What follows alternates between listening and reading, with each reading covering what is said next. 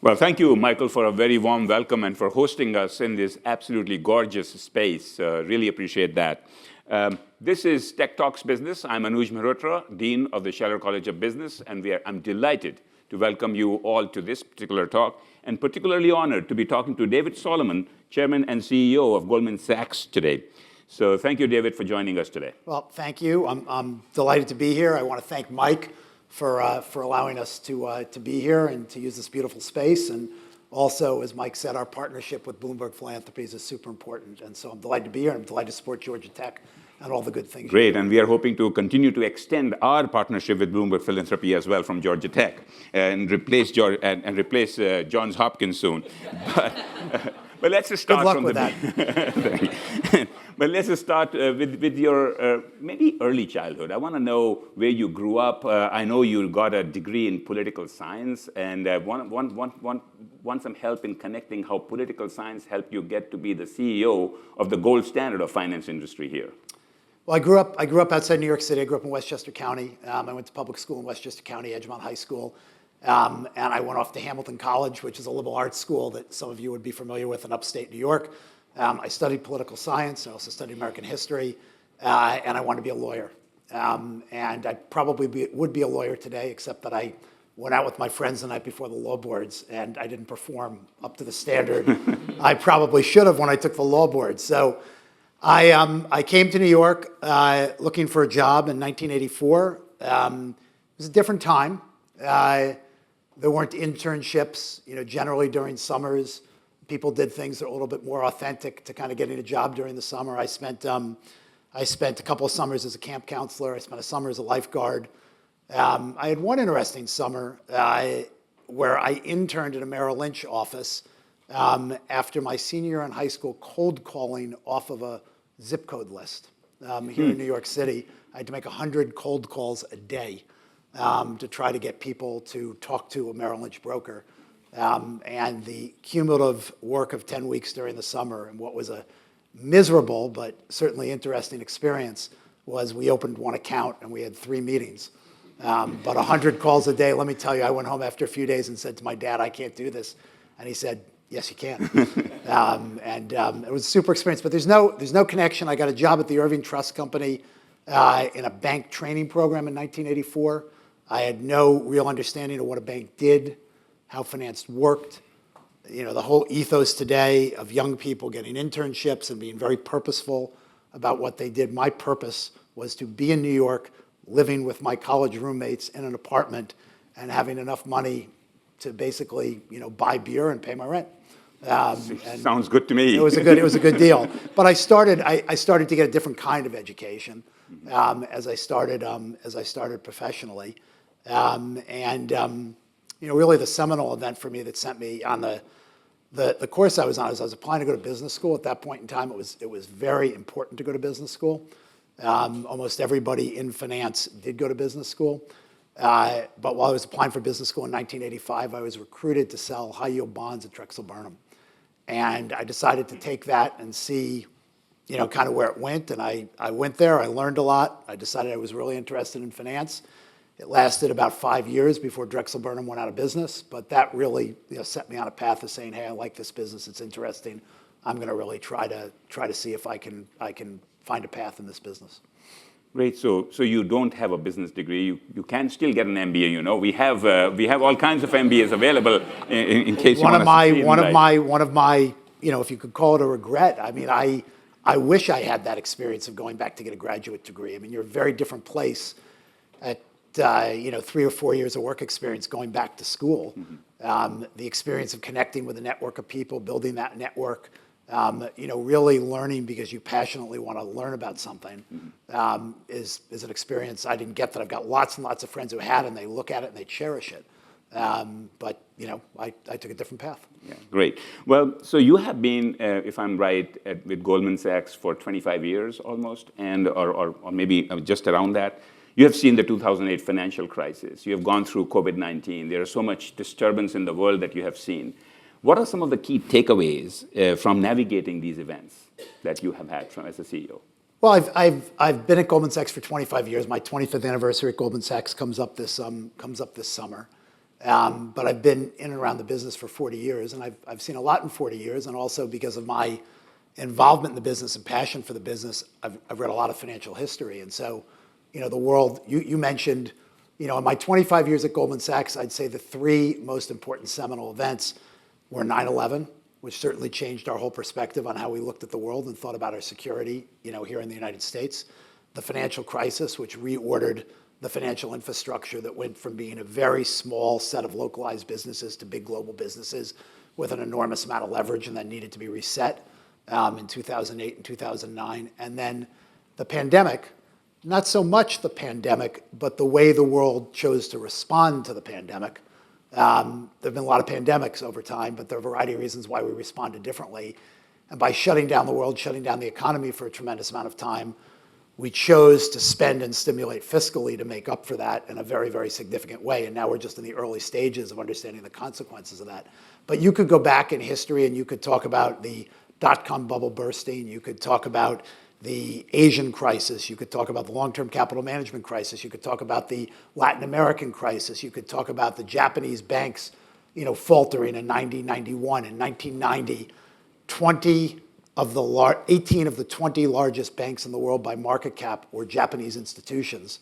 Mm-hmm. Okay, and 10 years later, in 2000, there was only one Japanese institution in the top 20. So the world changes. You see these things. These things are very complex. But if you actually step back, even with all these disruptions, the world has generally been up to the right.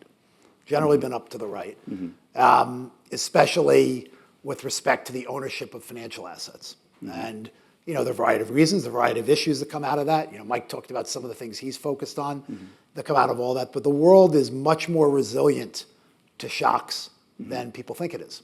And we can talk about all the things that can go wrong, but generally when things do go wrong, we find ways to muddle through and self-correct and adjust, and generally, do better. But it must change the way you manage risk, thinking about going through all these experiences. And in particular, from your lens, what are some of the new risks that we are looking at right now from that perspective? Well, I think one of the things, if you run a big financial institution, or you're involved in a big financial institution, and this, the partners at Goldman Sachs, I think this way every day, risk management has just got to be core to what you do. You've got a huge financial balance sheet with huge exposure, and there's volatility in that, and it goes up and down, and there are all sorts of things that can get in your way. And so you've really got to spend most of your time thinking about the 2% tail that probably will never happen, but occasionally occasionally does. You've got to spend 98% of the time worrying about the 2% and being prepared or having contingency plans for when the 2% happens. And that's prudent risk management. There's a lot of risk in the world. I think today one of the things, and I'm trying to speak out about this, quite a bit more because I really am, I'm quite concerned about this. The level of government spending throughout the world, not just here in the United States, but given we're the largest economy and we're also the biggest spender, the level of government spending is unsustainable. The level of government debt is unsustainable, and it's not getting enough focus and attention. I think back to, you highlighted that I became CEO in 2018. In 2018, I was in the White House with all the other big bank CEOs. The 6 of us were there, and we were asked to talk about things that could stimulate the economy, keep the economy going in 2018. And so I went down basically saying to that administration, you've been talking about an infrastructure program, do a big infrastructure bill. And Secretary Mnuchin looked at me and he said, how big? And I just off the cuff said, $250 billion. And his response was, wow, that's a big bill. And so, the perspective is we're 6 years past that.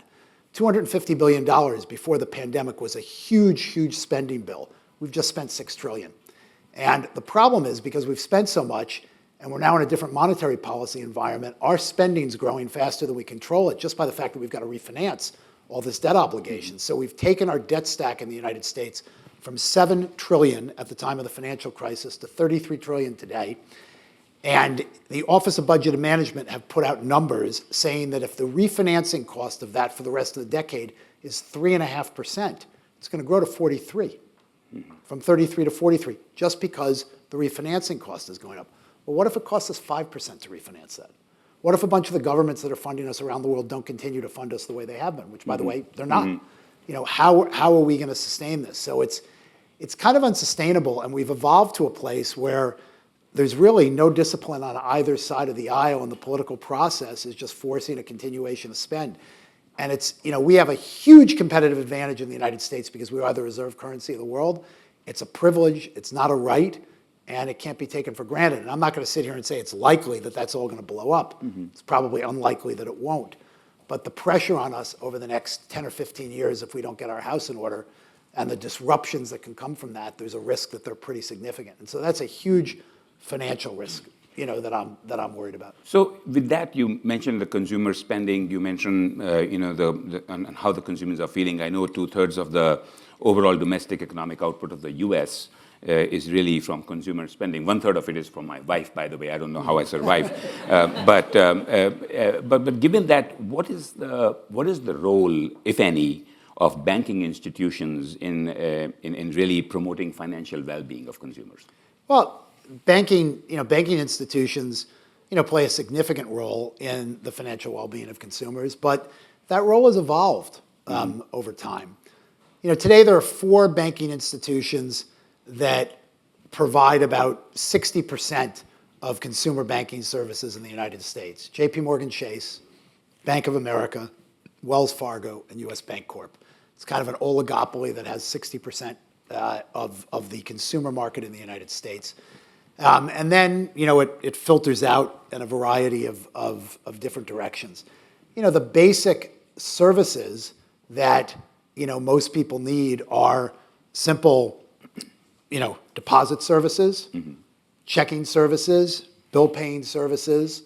And, you know, that's kind of it. The reason I say that's kind of it is because for most Americans, what's the next service you need? A mortgage. But at the moment, close to 80% of all mortgages in the United States aren't done in the banking system. They're done outside the banking system. So one of the things that happened with the financial crisis is we wrote a regulatory construct that basically made it impossible for regulated institutions to really be in the mortgage business.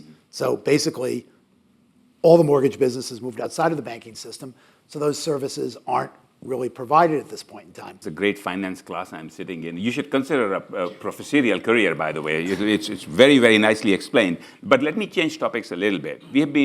Everybody is talking about generative AI. We are talking about it in education and how it might change the nature of education, et cetera.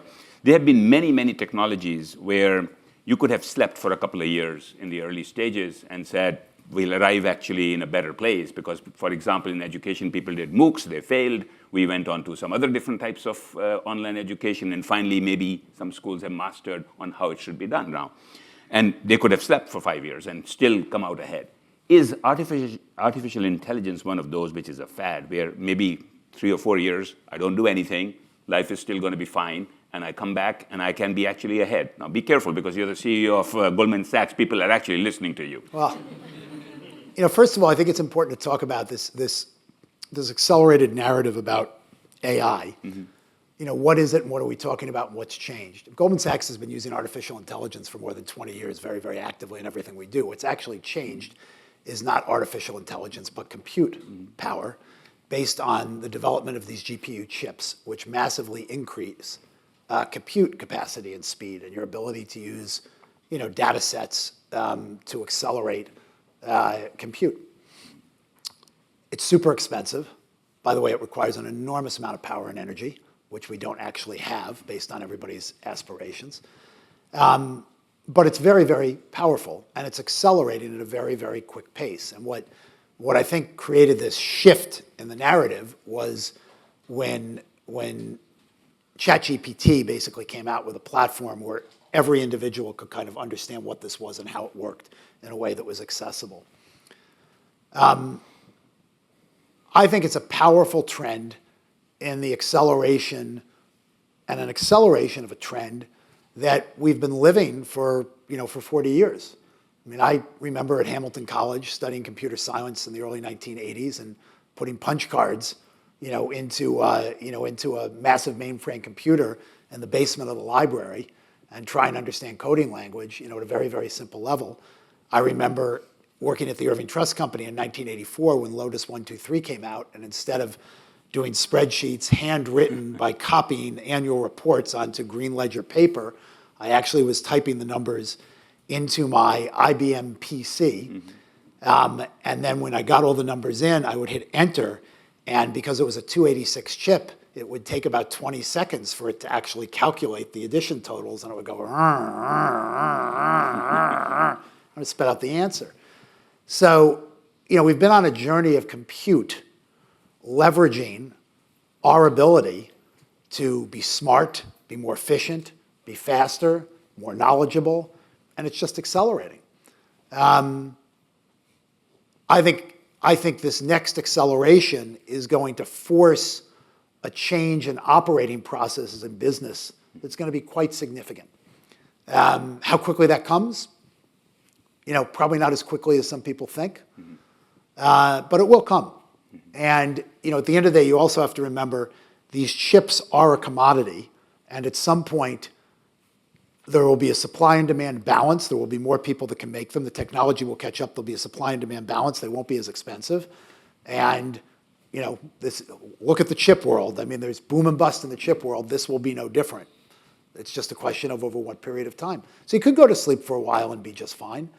But I think the better thing to do instead of going to sleep is to try to take use cases and apply them in the business in a very disciplined way, to not get overhyped or overspent in the process of what you can accomplish. But the changes are going to be, significant in the way we even all operate. We all operate on email to some degree. We all get lots of information in email, et cetera. Imagine you and I over a period of time were exchanging emails about a topic that was interesting to us. And so let's say we're going back and forth over the course of the year on geopolitics, and we were exchanging views.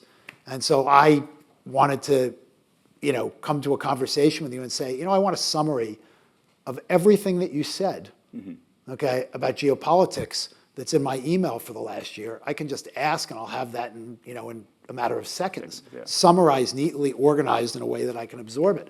Think of how levering that is for all of us. It makes smart people in jobs where intellectual capacity is making a difference smarter, faster, better. And I think it's a powerful trend. It also will create efficiencies. But there have been efficiencies that technology has created in our ecosystem and has pushed people into other jobs for decades and decades and decades. This is no different. I mean, I noticed, coming in from the airport on Sunday that there were absolutely no toll collectors as I went through the Holland Tunnel. That hasn't, there are no toll collectors anywhere. I want to focus a little bit on Goldman Sachs itself as a company, right? So what makes it the gold standard? What is it, the culture? What is it that you are doing and you're promoting that makes it a place that is what it is today? Well, the firm has a long history. The firm's been around for 155 years. And it's evolved and it's had ups and downs in its 155 years. And there have been a number of times when it came close to not being around for the year after. But it's an institution that's been, deeply established thanks to strategic decisions and choices that lots of people that became up before us today kind of established the firm a certain way. And I think culture has played a very important part in differentiating the firm. And I think that those that ran the firm and led the firm, they certainly strove to have a very, very collaborative culture, a culture where excellence in the context of everything that was done rose to a certain level. And I think one of the interesting decisions that they made is they tried to stay a private partnership, which promoted a certain ethos in the way the firm operated longer than anybody else. And when the firm ultimately went public, it was the last firm of its kind to go public, the leaders at the time made a very, very important cultural decision, and that was to try to retain this sense of partnership and perpetuate it in a public company. And that's never, ever been done in a capital-intensive business. But over the last 25 years, and 2 weekends ago was the 25th anniversary of the firm's IPO, you could really reflect on the fact that that important strategic decision has left the firm with a differentiated operating structure and ethos that I think has really allowed it to be differentiated in the way it serves its clients. So at the end of the day, the first thing that you've got to ask is, how do the clients who deal with Goldman Sachs feel about Goldman Sachs? How do they feel about the quality of the work that Goldman Sachs is doing, the people that they interact with, et cetera? How do they feel about the client centricity of the firm? If all those things are working, the firm will do quite well. And in its journey, it's had periods of time when those things have worked better or not better. But it's a long journey. It has its ups and downs. And I don't refer to the firm as the gold standard. I refer to the firm as an organization that is really striving. Our kind of goal, our focus is to be the most exceptional financial institution in the world. And we kind of drive at that by really trying every day to live to 4 fundamental values: client service, partnership, integrity, and excellence. And everything's seen through that foundation. And if you can deliver on that, and really stay focused on our clients, we're going to do just fine. But you can't predict the environment. You can't predict the ups and downs. But lots who came before this leadership group made a lot of wise decisions, and now our job is to find the way to most effectively steward it. So when the next leadership group comes, it's as strong, if not stronger. So I'm going to be ready to take a few questions after this question. If you want to ask a question, please stand up, and the mic will be delivered to you. But Mike was mentioning that there's this partnership with Goldman Sachs where you're talking about the small businesses. And a lot of us believe the power of economy is sometimes in the small businesses. So what is your thought, and what is Goldman Sachs doing? Could you tell us a little bit more about what he was talking about? Sure. Well, small businesses are hugely important to the U.S. economy. I mean, my comments tonight are very U.S. focused, by the way. They're important to other economies too, but 60% of job growth in the United States comes from small businesses. And it's a huge part of the economic engine of the United States. And so 15 years ago, the firm decided that we had certain assets and resources that we could deploy to help small businesses in the United States to kind of foster economic growth. And we thought about things we could do that could have an impact. We thought building a platform around small businesses could really make a difference. And so we created, actually in partnership with Bloomberg Philanthropies and also with Warren Buffett, we created Goldman Sachs 10,000 Small Businesses. It's basically a 6-month business education program for small business owners that has things like budgeting process, negotiating skills, planning, hiring. And you think about it, most people that are solo entrepreneurs or entrepreneurs that are running, 2 to 20 employees, they do this stuff intuitively, but most of them have never received any kind of formal training that can help them. And so we committed $500 million to this program 15 years ago. We ran 10,000 small businesses through the program over the course of a decade. The statistical data around job creation, job growth, and business growth of companies that went through this was hugely correlated positive. And so we made another $250 million commitment a few years ago. We're up to 14,000 businesses, and we will continue to run it. We run it in a bunch of cities around the United States, and then we run a national cohort where we bring people in from states that aren't represented. And we've just in the last year started to roll out programs in rural parts of the country that haven't had the benefit of being in these urban areas. And so we'll continue to invest in it and grow in it. The economic data around how it impacts small businesses have an enormous failure rate, but small businesses that go through this program have a meaningfully lower failure rate. They add jobs, they grow faster, and so it's a way for us to take our resources and really deploy them in a way that we think drives economic activity. Well, that's great. Let's end it there because I do want to get back in time to have an 8-hour sleep. That's the new dictator. What a wonderful conversation, David. Thank you very much. Thank you very much. I want to thank everybody who has joined us today, and thank you especially to the Bloomberg Philanthropies and all the staff who have really worked very hard to make this a successful event today. So thank you again. And I hope you join us in fall for the second season of Tech Talks Business.